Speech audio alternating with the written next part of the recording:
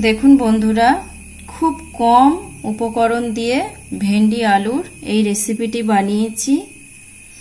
তো ভালো লাগলে একটা লাইক কমেন্ট করে জানাবেন। তো চলুন রেসিপিটা দেখে নেওয়া যাক। প্রথমে ভেন্ডিটি আমি কেটে নিচ্ছি 2 পিস করে।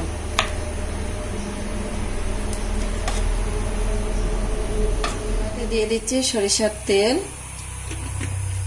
দিয়ে আমি ভেন্ডিগুলি প্রথমে ভেজে নেব।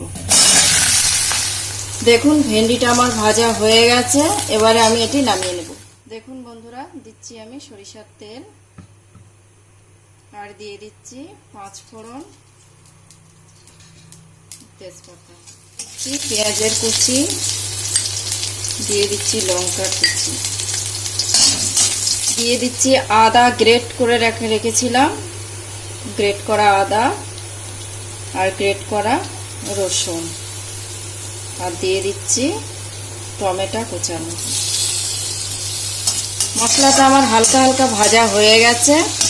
এতে আমি দিয়ে দিচ্ছি এই যে আগে থেকে সিদ্ধ করা আলুগুলো। দেখুন আলুগুলো সিদ্ধ করা আলুগুলো দিয়ে দিচ্ছি।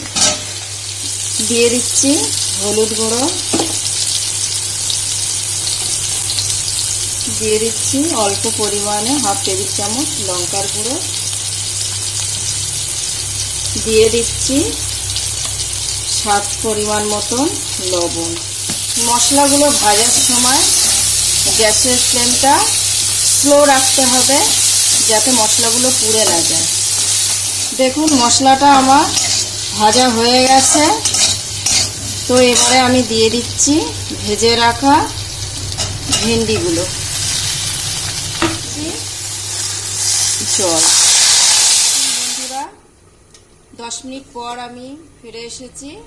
থালাটা নামিয়ে দেখি।